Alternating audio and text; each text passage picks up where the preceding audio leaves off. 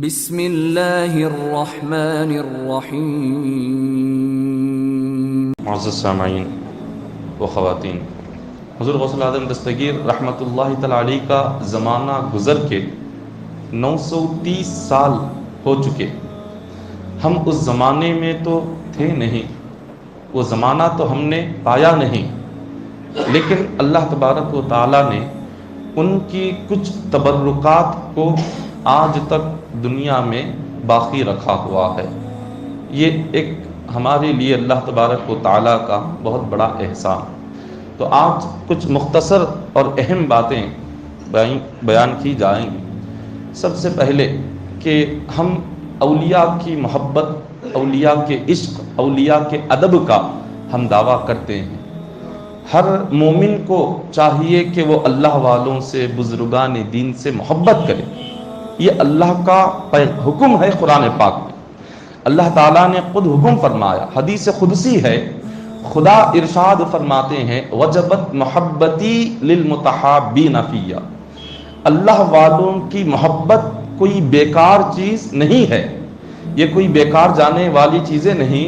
اللہ نے فرمایا کہ میری محبت واجب ہے، میں ان بندوں سے محبت کرنے کو اپنے اوپر واجب کر لیتا ہوں کہ جو میرے نیک بندوں سے محبت کرتے ہیں۔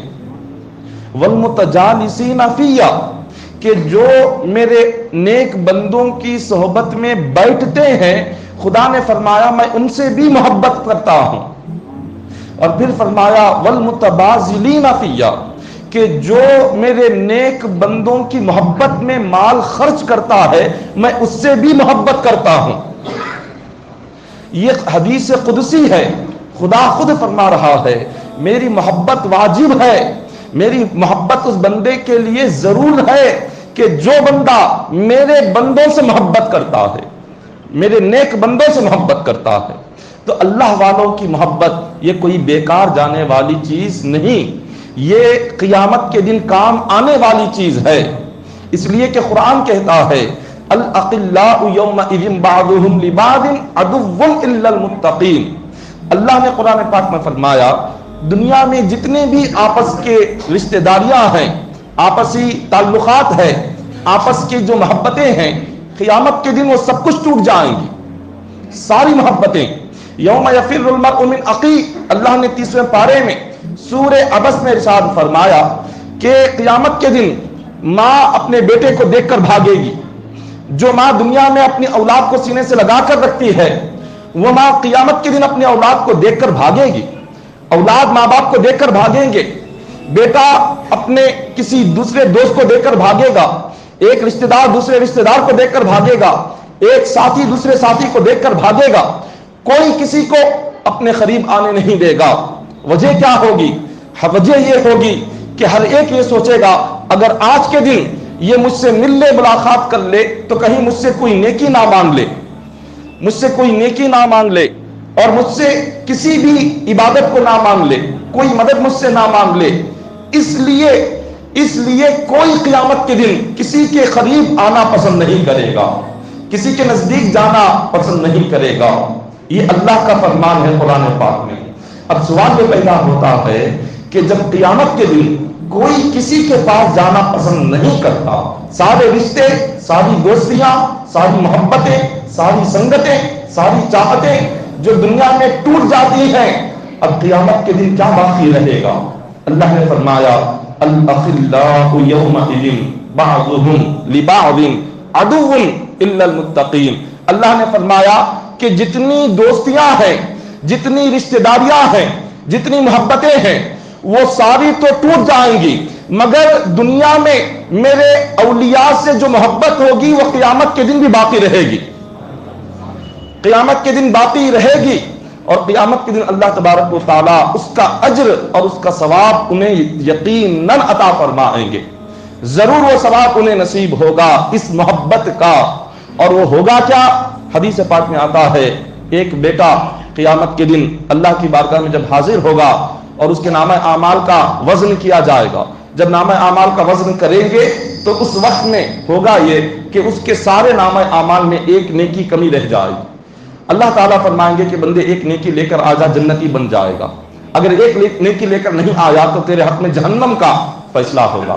اب وہ بندہ اللہ سے کہے گا کہ مولا آج ایک نیکی ہی کم ہے، مجھے اجازت دے، آج میدان محشر میں میرے بہت سارے لوگ ہیں، میرے بہت سارے دوست ہیں، میرے جان پہچان والے بہت ہیں اور میرے چاہنے والے بہت ہیں، بس مجھے اجازت دے، میں جاؤں گا، ایک نیکی کیا آج 100 نیکیاں لے کر آؤں گا۔ خدا فرمائے گا کہ بندے جا کر اپنی محنت کوشش کر لے کر آ جا۔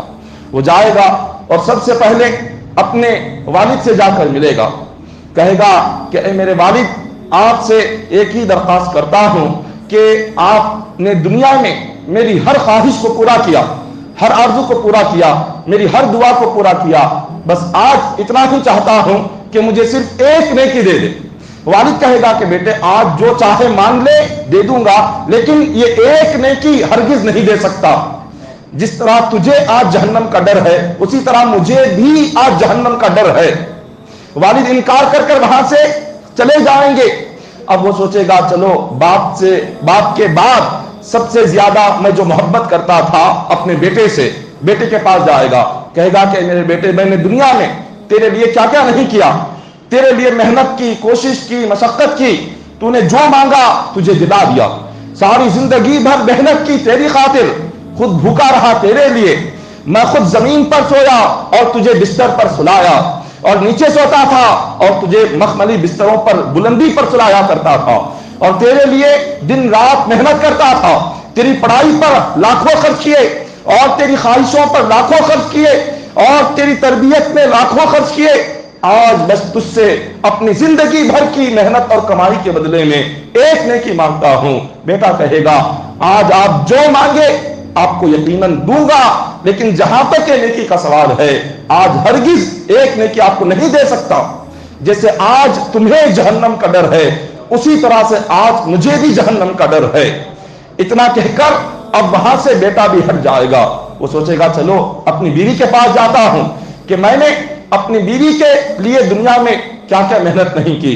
وہ جائے گا اور اپنی بیوی سے پوچھے گا کہ آج تم تو میری مدد کر دو، آج صرف ایک نیکی کا سوال ہے، یہ مل گئی جنتی بن گیا، اگر نہ ملی تو جہنمی ہے۔ وہ بیوی سے وہ اپنی سارے احسانات کو یاد دلائے گا، کہے گا کہ تو نے اپنے تمام کے تمام گھر کو چھوڑ کر میرے ساتھ تم آ گئی تھی، میں نے زندگی بھر تمہاری ہر ایک چیز کا خیال کیا، تمہاری بیماری پر میں نے لاکھوں خرچ کیے اور تمہارے لیے کیا کچھ نہیں کیا، بس آج ایک نیکی دے دے۔ وہ کہے گی کہ آج آپ چاہے جو مانگتے ہو مانگ لو، لیکن آج ایک نیکی میں بھی نہیں دے سکتی۔ انکار ہو جائے گا، ہر مقام پر دوستوں کے پاس جائے گا، دوست چہرہ دیکھ کر نکل جائیں گے، رشتہ داروں کے پاس جائے گا، رشتہ دار چہرہ دیکھ کر بھاگ جائیں گے، کوئی اس شخص سے بات کرنے کو تیار نہیں ہوگا۔ واپس پلٹ کر اللہ کی بارگاہ میں آئے گا، رب فرمائے گا کہ بندے کیا ہوا، تو کہہ رہا تھا کہ آج تیرے بہت زیادہ جان پہچان کے لوگ ہیں، آج تجھ سے بہت محبت کرنے والے ہیں، آج تیرے چاہنے والے بہت ہیں، کہاں ہیں وہ لوگ جو دنیا میں تیرے ساتھ رہتے تھے، کہاں ہیں وہ چاہنے والے کہ جن کے لیے تو جیتا تھا، جن کے لیے تو مرتا تھا، جن کے لیے تو کماتا تھا، جن کے لیے تو خرچ کرتا تھا، کہاں ہیں وہ لوگ جن کے لیے 70-80 سال کی زندگی تو نے لگا دی، جس اولاد کے لیے، جس بیوی بچے کے لیے اور جس گھر کے لیے تو نے اپنی زندگی کو لٹایا، اپنی زندگی کو قربان کیا، آج کہاں ہے وہ لوگ؟ کیا آج ان میں سے کوئی تیری مدد کرنے کو تیار نہیں؟ وہ کہے گا کہ مولا ہاں، آج کوئی میری مدد کرنے کو تیار نہیں ہے۔ رب فرمائے گا کہ بندے آج کے دن ساری محبتیں ختم ہو جاتی ہیں، سارے رشتے ٹوٹ جاتے ہیں، صرف میرے اولیاء کا رشتہ اور محبت ہی باقی رہتی ہے۔ جا دیکھ کوئی ہے جس سے دنیا میں تو محبت کرتا تھا۔ بخاری مسلم کی حدیث پاک ہے، اللہ کے اولیاء آئیں گے، بخاری کی حدیث پاک، اللہ تعالیٰ ان سے فرمائے گا کہ اے میرے اولیاء، اے میرے دوستوں، جاؤ، میں نے تمہارے لیے جنت کا فیصلہ کر دیا، جنت تمہارا انتظار کر رہی ہے۔ وہ اللہ سے کہیں گے مولا ہم جنت میں نہیں جائیں گے، جنت میں نہیں جاتے۔ ان سے پوچھا جائے گا کیوں نہیں جاتے؟ وہ کہیں گے کہ مولا ہمارے کچھ چاہنے والے ہیں، ہم سے محبت کرنے والے اور ہم سے عشق کرنے والے، ہماری صحبت میں رہنے والے، ہماری خدمت میں رہنے والے، آج ہم انہیں جہنم میں دیکھ رہے ہیں۔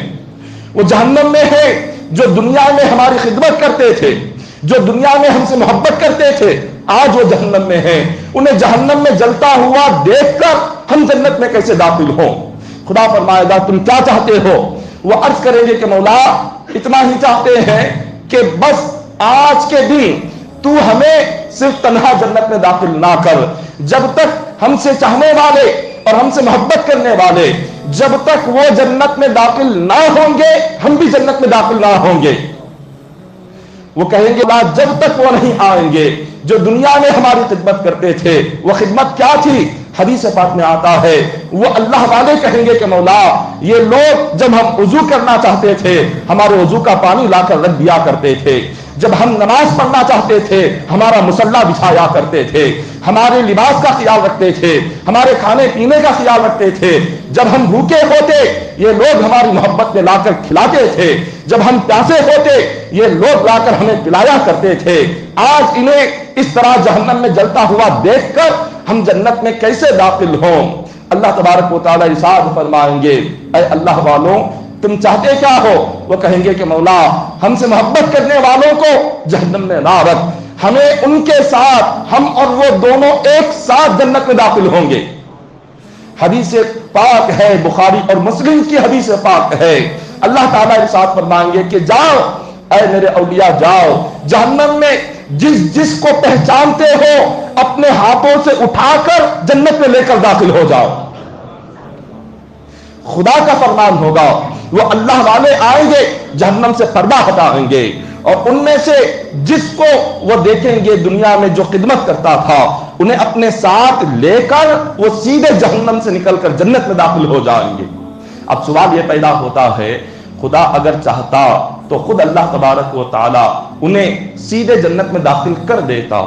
اللہ تعالیٰ نے اللہ والوں کو بھیجا اولیاء کو اور ان کے ذریعے سے انہیں جہنم سے نکال کر پھر ان کے ذریعے سے جنت میں داخل کیوں فرمایا؟ خدا چاہتا فرشتوں سے کہہ دیتا کہ جاؤ وہاں پر میرے اولیاء کے کچھ چاہنے والے ہیں انہیں وہاں سے نکالو اور انہیں جنت میں داخل کر دو۔ خدا کہہ سکتا تھا، فرشتوں سے نکال سکتا تھا اور فرشتوں کو حکم دے کر انہیں جنت میں ڈال سکتا تھا، مگر اللہ نے اپنے اولیاء کو ہی کیوں بھیجا؟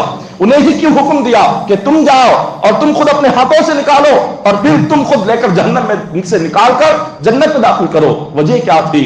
خالق کائنات انہیں یہ بتلانا چاہتا تھا اگر اللہ تعالیٰ انہیں فرشتوں سے نکال کر فرشتوں کے ذریعے سے جہنم سے نکال کر جنت میں داخل کر دیتا تو کوئی بندہ یہ کہہ سکتا تھا کہ آج میں جو جنت میں داخل ہوا میری عبادتوں کی وجہ سے، میرے نیک اعمال کی وجہ سے، میری اچھائیوں کی وجہ سے، میری خوبیوں کی وجہ سے، میں نے دنیا میں جو اچھائیاں کی ان اچھائیاں اور خوبیوں کی وجہ سے آج اللہ تعالیٰ مجھے جنت میں داخل کر رہا ہے۔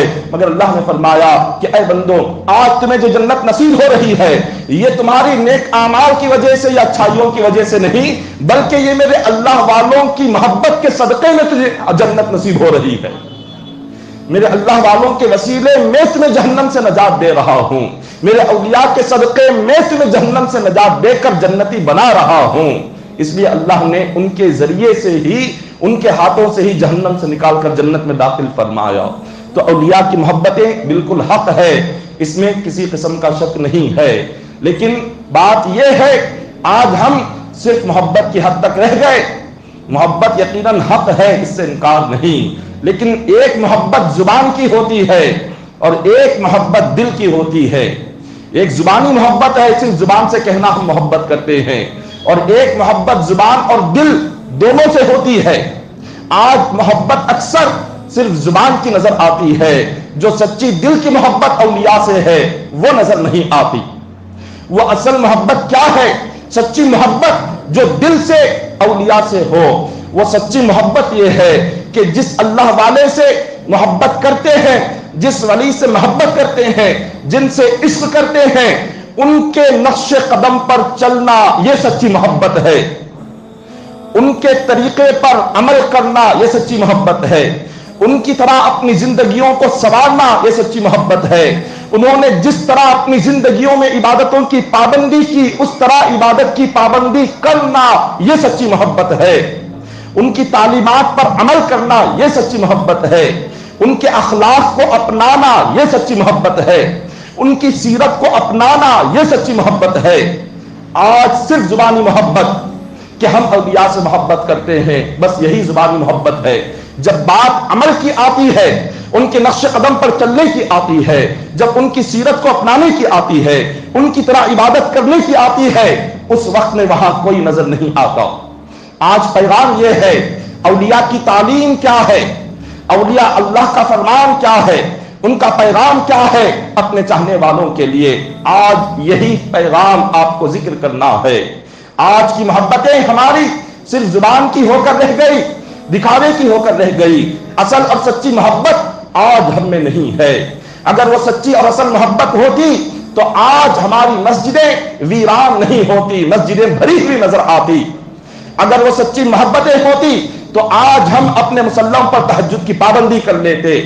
ہم نے یہ سمجھ لیا کہ غوث پاک کی محبت کا مطلب یہ ہے کہ سال میں ایک مرتبہ 11ویں کر لینا اور بس 100-200 لوگوں کو بلا کر 30-40 کلو بنا کر کھلا دینا، چراغ لگا دینا، میٹھا بنا لینا، بس ختم ہو گئی محبت، سب سے بڑے عاشق بن گئے سال میں ایک مرتبہ کھلا کر۔ اور غریب نواز کی محبت کا ثبوت یہ ہے کہ سال میں ایک مرتبہ اجمیر جا کر آ گئے، 10 دن ہو گیا، ہم سب سے بڑے غریب نواز کے عاشق بن گئے۔ سال میں ایک مرتبہ اجمیر کا سفر کر کر آنے سے یا سال میں ایک مرتبہ حضرت غوث پاک رحمت اللہ تعالی علیہ کی محبت میں کھلا دینے سے کوئی سچا عاشق نہیں بنتا۔ سچا عاشق کب بنتا ہے کہ جن سے محبت کرتے ہیں انہوں نے اپنی زندگی میں اللہ کو راضی کرنے کے لیے جو محنت کی، جو عبادت کی، ویسی عبادتیں کرے تب سچی محبت معلوم ہوگی۔ حضور غوث پاک نے کیا عبادت کی، آج ان کی عبادتیں کیا تھی، اللہ کو راضی کرنے کے لیے کیا محنتیں کی، آج انہوں نے اپنی زندگی کا پیغام چاہنے والوں کو کیا دیا۔ بس ہم نے یہ سوچ لیا کہ چلو کچھ ہمیں عبادت کرنے کی ضرورت نہیں، نہ نماز، نہ روزہ، نہ نیک اعمال، نہ صدقہ، نہ خیرات، نہ دین کی محنت، کچھ نہیں، بس ان کے نام پر کھلا دیا، لوگوں کو بلا لیا اور پھر ختم ہو گیا۔ اب چاہے نمازیں چھوڑ دو، عبادت چھوڑ دو، روزے چھوڑ دو، سب کچھ چھوڑ دو، وہ قیامت کے دن جنت میں لے کر جائیں گے۔ کیا محبت کا یہ مطلب ہے؟ کیا عشق اولیاء کا یہ مطلب ہے؟ کیا اولیاء سے چاہت کا یہ مطلب ہے کہ صرف ان کے نام پر سال میں ایک مرتبہ کھلا دو؟ نہ نماز کی ضرورت، نہ عبادت کی ضرورت، نہ نیک کاموں کی ضرورت، نہ توبہ کی ضرورت، نہ اللہ کے خوف میں رونے کی ضرورت، کچھ ضرورت نہیں، بس ہم جنتی بن گئے، وہ جنت میں لے کر چلے جائیں گے۔ ہرگز نہیں، یہ اولیاء سے سچی محبت نہیں ہے، یہ اولیاء کی تعلیم نہیں ہے۔ اولیاء سے سچی محبت یہ ہے کہ ہم دیکھیں کہ ان کی زندگی گزری کیسے۔ غوث پاک رحمت اللہ تعالی علیہ نے اپنی زندگی میں 15 سال تک آپ نے ایک پیر پر کھڑے ہو کر ہر رات ایک قرآن ختم کرتے تھے۔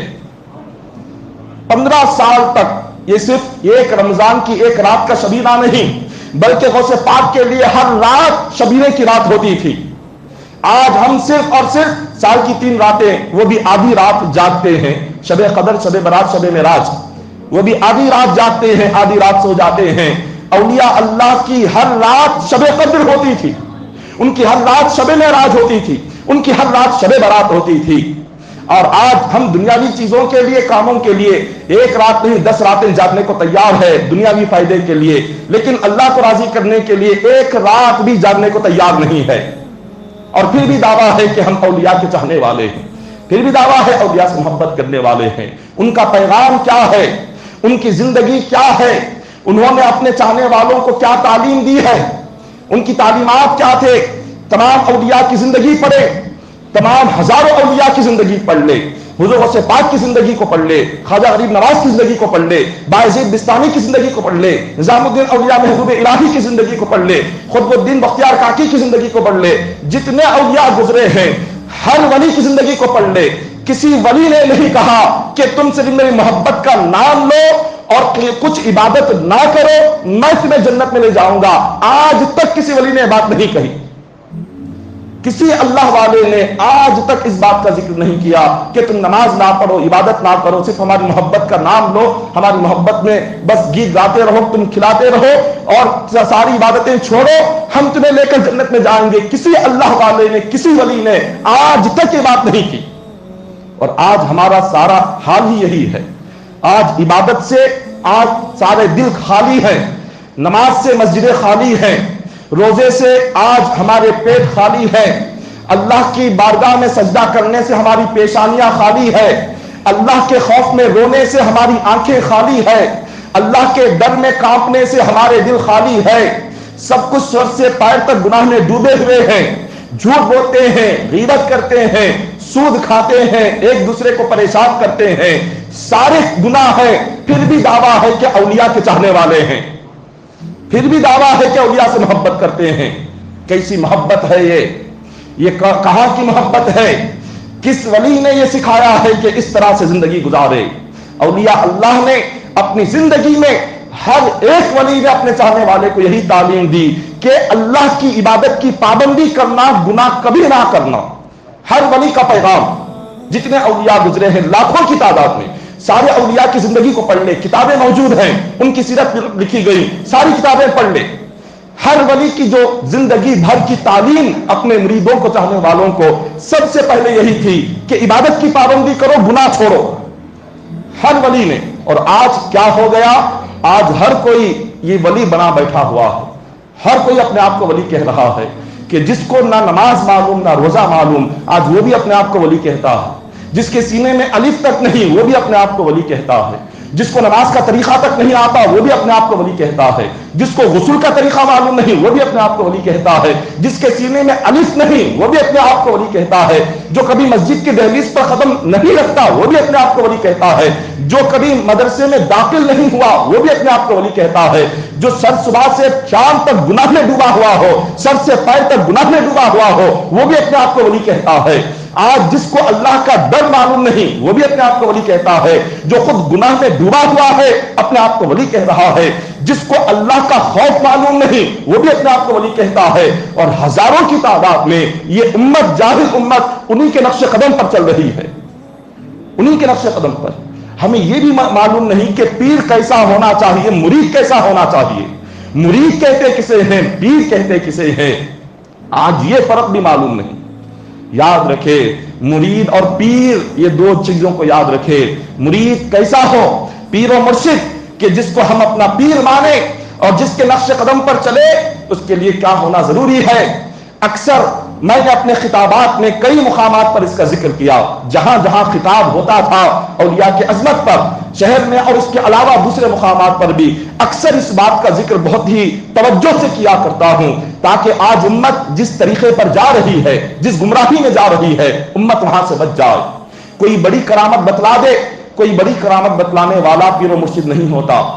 ولی کے لیے بڑی کرامت بتلانا ضروری نہیں، عجیب و غریب چیزیں بتلا دیا تو دیکھ کر حیران ہو گئے کہ کیا بڑی چیز بتلا دی ہے، چلو یہ اس کو ہم اپنا پیر بنا لیں، یا ہم انہیں اللہ کا ولی بنا لیں۔ نہیں، کوئی بڑی کرامت بتلانے سے اللہ کا ولی نہیں بنتا، کوئی پانی پر چلنے سے اللہ کا ولی نہیں بنتا، کوئی سمندر پر چل کر بتلا دے، ہم نے دیکھ لیا اور بہت تعجب ہو گئے کہ سمندر پر چل رہے ہیں، چلو اللہ کے ولی مان لیا۔ نہیں، اس کو نہیں کہتے۔ خواجہ حسن بصری فرماتے ہیں، رابعہ بصریہ فرماتی ہیں، کئی اولیاء نے اپنی کتابوں میں لکھا ہے، کوئی ہوا میں اڑ رہا ہو، ہوا میں اڑنے والے کو دیکھ کر ولی نہ کہو، ہوا میں اڑنا کوئی کمال نہیں ہے، ہوا میں اڑنا اگر کمال ہے تو مکھیاں اور مچھر بھی ہوا میں اڑتی ہیں، انہیں بھی ولی کہہ دو۔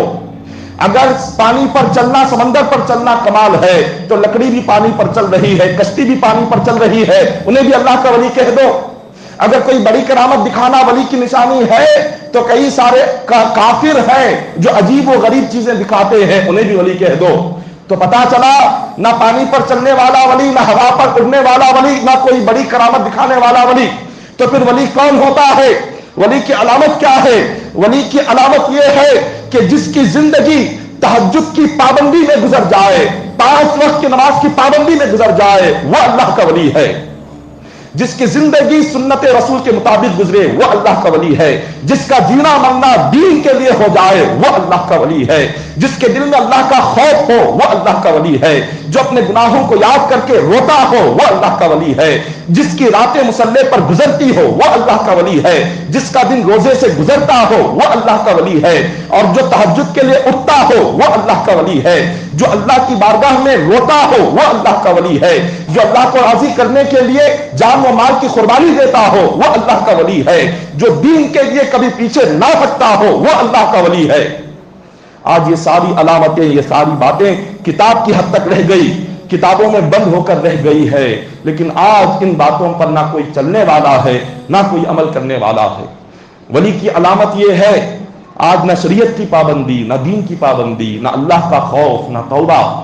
اولیاء اللہ نے جو تعلیم دی اپنے چاہنے والوں کو، سارے اولیاء کی زندگی میں 5 تعلیمات اولیاء نے دی۔ پہلی تعلیم ہر ولی نے چاہنے والوں کو دیا، عبادت کی پابندی کرو، نماز کی پابندی۔ دوسری تعلیم اپنے چاہنے والوں کو دیا، گناہ چھوڑو، اللہ کی نافرمانی چھوڑ دو، دوسری تعلیم۔ تیسری تعلیم دیا اولیاء نے، اپنے اخلاق کو اچھے کیا کرو۔ اخلاق، ہمارے عادات، ہمارا طور طریقہ اور ہمارے رہنے کا ڈھنگ۔ اخلاق کو اچھا کرنے کا مطلب یہ ہے کہ خود سے کسی دوسرے کو تکلیف نہ پہنچاؤ۔ جب بندہ اپنے سے کسی کو تکلیف نہ دے تو سمجھ جاؤ اس کے اخلاق بہت اچھے ہیں۔ کبھی نہ زبان سے تکلیف دو، نہ ہاتھ سے تکلیف دو۔ اور ہم دعویٰ کرتے ہیں اولیاء سے محبت کا، اور آج کوئی ایسا نہیں جس کو ہم نے زبان سے تکلیف نہ دی ہو۔ جو زبان پر آیا کہہ دیا، جو زبان پر آیا کہہ دیا، جھوٹ بھی کہا، غیبت بھی کی، چغلی بھی کی، الزام بھی لگایا، جتنی بری چیزیں زبان سے کہہ سکتے ہیں سب کچھ کہہ دیتے ہیں، اور پھر بھی دعویٰ ہے کہ ہم غوث پاک کے چاہنے والے ہیں۔ پھر بھی دعویٰ ہے، اخلاق بھی صحیح نہیں، نہ گناہ سے بچنا، نہ عبادت کی پابندی، 3 چیزیں۔ اور چوتھی چیز اولیاء نے کیا سمجھائی؟ اولیاء نے چوتھی چیز یہ سمجھائی، جب تنہائی میں رہو تو اپنے گناہوں کو یاد کر کے آنسو بہاؤ، گناہوں کو یاد کر کے رو۔ یہ اولیاء کی چوتھی تعلیم ہے۔ 5ویں تعلیم یہ، اپنے آپ کو دنیا کا سب سے بدترین انسان سمجھو۔ اپنے آپ کو یہ سمجھو کہ ساری کائنات میں مجھ سے بڑا کوئی دوسرا نہیں ہے، مجھ سے بڑا گناہگار، مجھ سے بدترین کوئی دوسرا انسان نہیں ہے۔ اپنے آپ کو یہ سمجھو۔ حضرت بایزید بسطامی کی بڑی پیاری بات یاد آ رہی ہے۔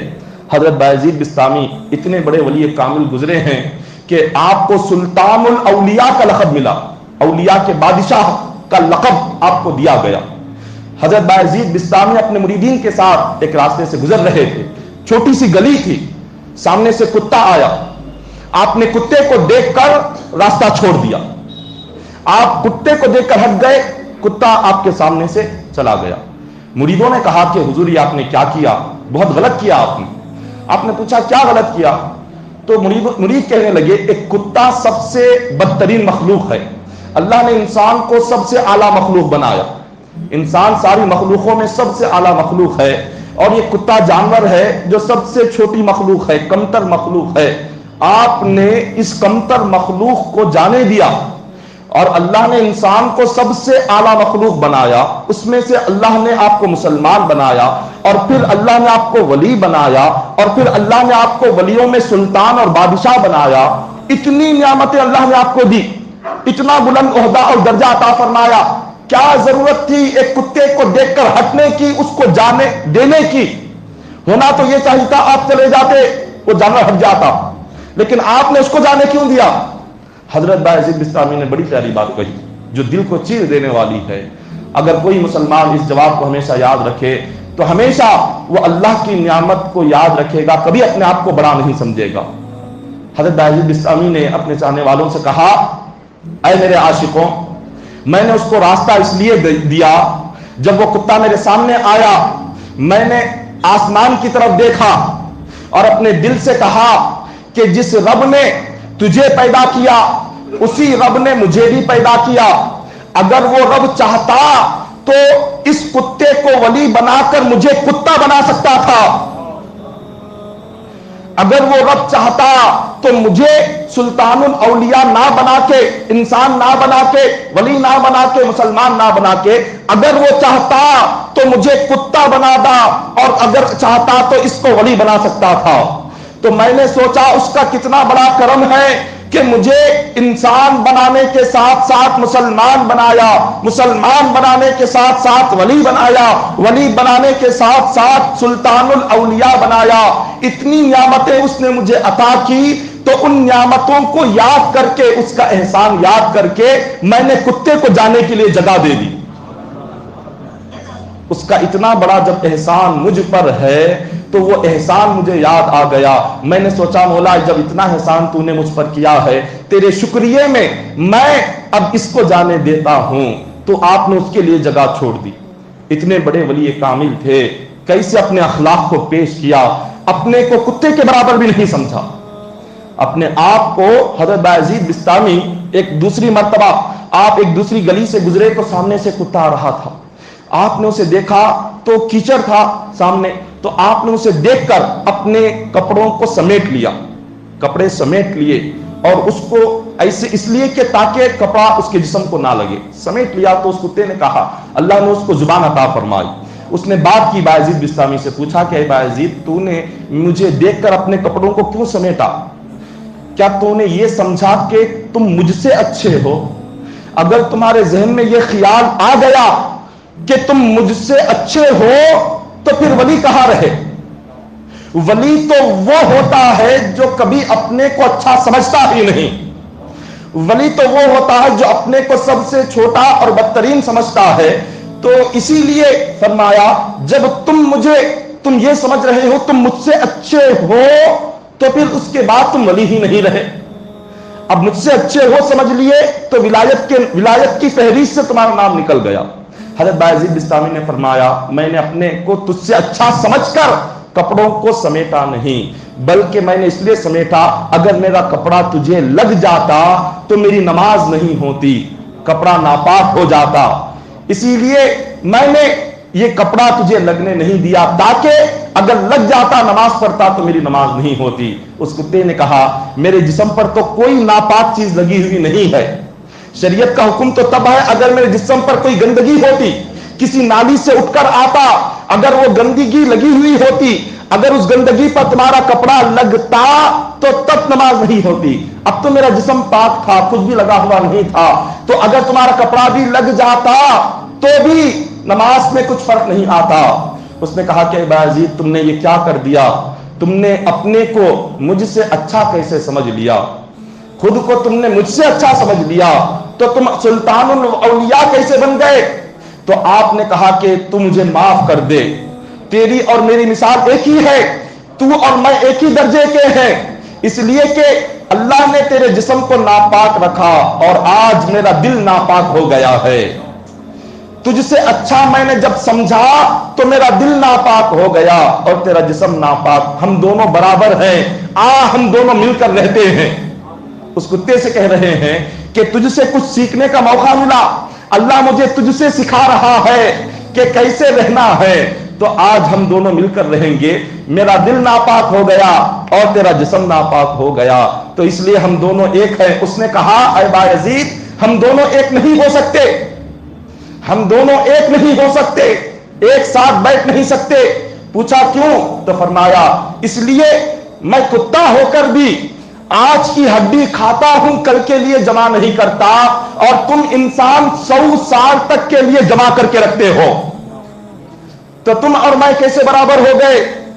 میں کتا ہو کر آج جو ملا کھا لیا، اگر کھانا دل نہیں بولا پھینک دیا چلا گیا، لیکن تم انسانوں کا یہ حال ہے، اگر تم کھا بھی نہیں سکتے تو اٹھا کر رکھ سکتے ہو، اگر آج دن نہیں تو اس کو 1 مہینہ جماتے ہو، 1 مہینہ نہیں 1 سال جماتے ہو، 1 سال نہیں 100 سال جماتے ہو، لیکن اس لیے تم مجھ سے بدترین ہو، تم اور میں دونوں برابر نہیں ہو سکتے۔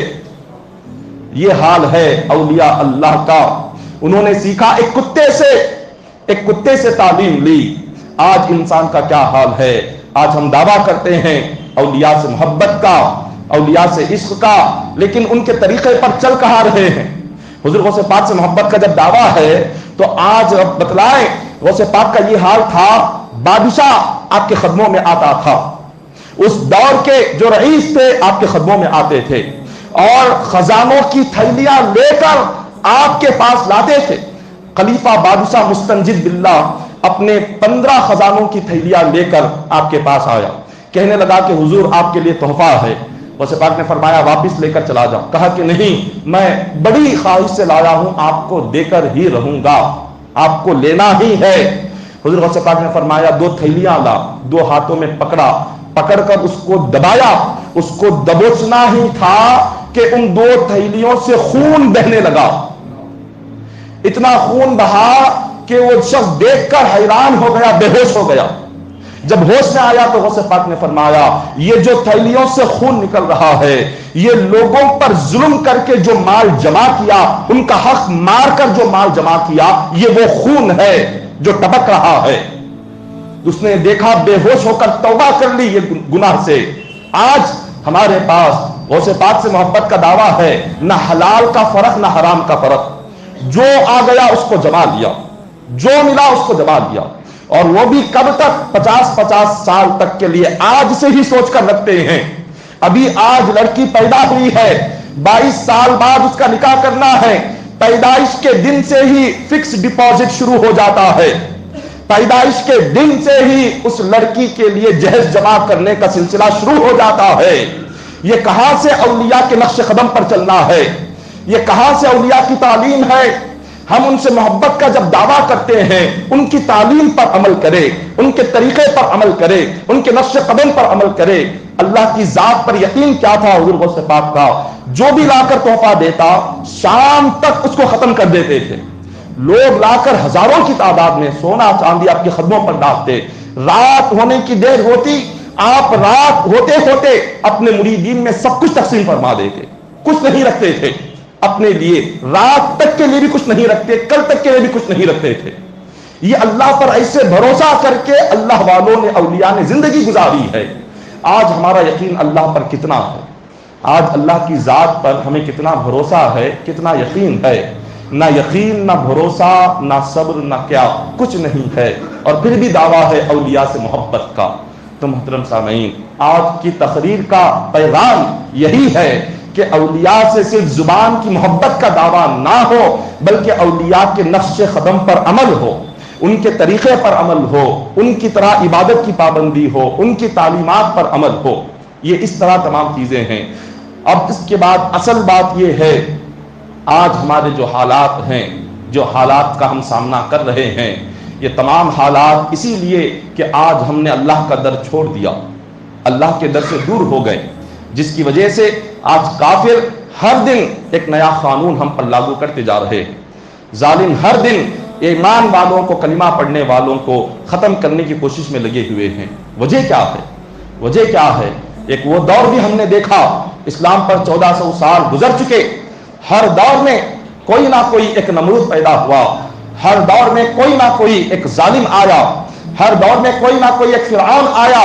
آج بھی اس دور کا فرعون ہے, اس دور کا ایک نمرود ہے جو اسلام کو ختم کرنے کی سازشیں کر رہا ہے. مگر یاد رکھے اللہ نے فرمایا یریدون لیطفئوا نور اللہ بافواہہم واللہ متم نورہ ولو کرہ الکافرون. خدا نے فرمایا کہ یہ سارے کافر جمع ہو کر اس نور اسلام کو بجھانا چاہتے ہیں, اسلام کے چراغ کو مٹانا چاہتے ہیں. اللہ نے فرمایا کہ بندو میرا وعدہ ہے قیامت کی صبح تک اسلام کا چراغ جلاتا رہوں گا. خدا نے خود فرمایا کہ اسلام کا چراغ جلاتا رہوں گا. یہ اپنی محنتیں لگا لے, اپنی کوششیں لگا لے, قانونیں بنا لے, جس طرح کی سازشیں کرنی ہوں ساری سازشیں کر لے. رب نے فرمایا ان کی سازشیں ناکام کروں گا, ان کے قانون ناکام کروں گا, اور انہیں اس دنیا سے اس طرح سے مٹاؤں گا کہ یہ لوگ سوچ بھی نہیں سکتے. وہ وقت بھی آنے والا ہے, وہ دور بھی آنے والا ہے, گھبرائے نہیں. اللہ نے قرآن پاک میں فرمایا وَلَا تَهِنُوا وَلَا تَحْزَنُوا وَأَنْتُمُ الْأَعْلَوْنَ إِن كُنتُم مُؤْمِنِينَ. قرآن میں اللہ نے وعدہ کیا ہے کہ بندو جب حالات بگڑ جائیں, جب حالات قابو سے باہر ہو جائیں, اوپر سے نیچے تک ظالم ہی ظالم ہو, اوپر سے نیچے تک کافر ہی کافر ہو, مشرک ہی مشرک ہو, اسلام کے خلاف سازش ہی سازش ہو, ایسی صورت میں نہ گھبراؤ, نہ امیدیں چھوڑو. رب نے فرمایا بس میری ذات پر یقین رکھو اور تم عبادت کے پابند بن جاؤ, میں فرشتوں سے تمہاری مدد کروں گا.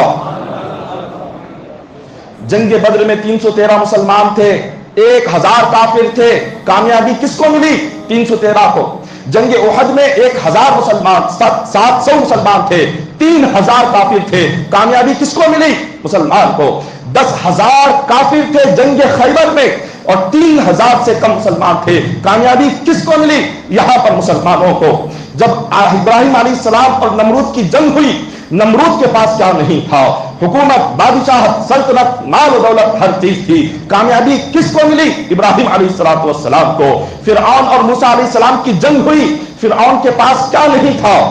फिरऔन के पास सल्तनत थी, बादशाहत थी, हुकूमत थी, ताकत थी, माल और दौलत थी, सब कुछ था, मगर अंजाम क्या हुआ? कामयाबी किसको मिली? फिरऔन दरियाए नील में डूबा, अल्लाह ने मूसा अलैहिस्सलाम को कामयाबी अता फरमाई। इस दौर के फिरऔन का भी वही हाल होगा जो उस दौर के फिरऔन का हुआ था। अल्लाह ने उसको बदतरीन मौत अता फरमाई। इस दौर के फिरऔन को भी मौला वो बदतरीन मौत अता करेगा, रहती दुनिया तक दुनिया याद रखेगी। फिरऔन को मरकर 4000 साल हो गए, आज भी उसकी लाश म्यूजियम में एक इबरत बनी है। अल्लाह ताला दिखलाना चाहता है, जो कोई मेरे दीन के खिलाफ उठेगा उसका यही हाल होगा जो फिरऔन का हुआ। लेकिन सब्र करना चाहिए, हालात को देखकर घबराना नहीं। अल्लाह ताला का एक कानून है, वो किसी भी चीज पर फौरन एक्शन नहीं लेता। अल्लाह ताला ने फिरऔन ने जब खुदाई का दावा किया तो अल्लाह ने फौरन अजाब नाजिल नहीं किया। फिरऔन ने जब कहा मैं खुदा हूं, सबसे कहा मैं खुदा हूं, सब खुदा माने, अल्लाह ने क्या फौरन अजाब नाजिल किया? नहीं। कब? अल्लाह ने फिरऔन को 400 साल उम्र दी। 400 साल उम्र, इतनी सेहत, इतनी तंदुरुस्ती दी कि जिंदगी में कभी बीमार भी नहीं हुआ फिरऔन। इतनी सेहत, इतनी तंदुरुस्ती, ताकत, माल बढ़ाता रहा, दौलत बढ़ाता रहा, हुकूमत बढ़ाता रहा, सल्तनत बढ़ाता रहा, अल्लाह हर नियामत अता करता रहा, कोई नियामत में कमी नहीं की।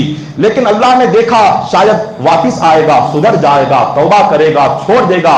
जब सारी हदें, हर अल्लाह की मोहल्लत को, हर हद को पार कर दिया, उसके बाद अल्लाह ने दरियाए नील में उसको डुबो दिया।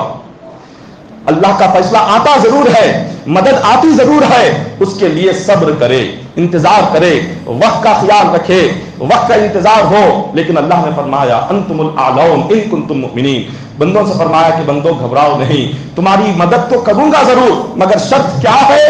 तुम सच्चे मुसलमान बनकर दिखाओ, तुम सच्चे मुसलमान बनकर दिखाओ, मैं तुम्हारी मदद करूंगा। आज हमारा कहां सच्चा इस्लाम है? आज ना नमाज की पाबंदी, ना आज रोजे की पाबंदी, ना इबादत की पाबंदी, ना सदक़े की पाबंदी, ना खैरात की पाबंदी। आज हमें सबसे पहले नमाज की पाबंदी करे, तहज्जुद की पाबंदी करे, दुआ करे, अल्लाह की बारगाह में दुआ करे, मोमिन का हथियार है। दुआओं से तकदीरें बदल जाती है, दुआ से मौला तकदीर बदलता है। आज हमारा हथियार दुआ है, ये दुआ करे, इस दुआ से हमारे आने वाला वक्त बदलेगा। दुआ है कि अल्लाह तबारक व तआला हम तमाम को कहने सुनने से बढ़कर अमल करने की तौफीक अता फरमाए। इलाहुल आलमीन हम तमाम के आने वाले वक्त को बेहतर से बेहतर बना, हम तमाम की ज़िंदगियों में ज़ालिमीन के जुल्म से महफूज फरमा, हासिदीन के हसद से महफूज फरमा, शहीदों की शरारत से महफूज फरमा। इन्नल्लाह मलाइकतहु युसल्लूना अलन नबी या अय्युहल्लज़ीना आमनू सल्लु अलैहि व सल्लिमू तस्लीमा। अल्लाहुम्मा सल्लि अला सय्यिदिना मुहम्मदिन व अला आलि सय्यिदिना मुहम्मदिन व बारिक व सल्लिम सल्लु अलैहि सल्लल्लाहु व सल्लम अलैका या रसूलल्लाह सल्लल्लाहु अलैहि वसल्लम। सुब्हान रब्बिका रब्बिल इज़्ज़ति अम्मा यसिफून व सलामुन अलल मुरसलीन वल्हम्दुलिल्लाहि रब्बिल आलमीन।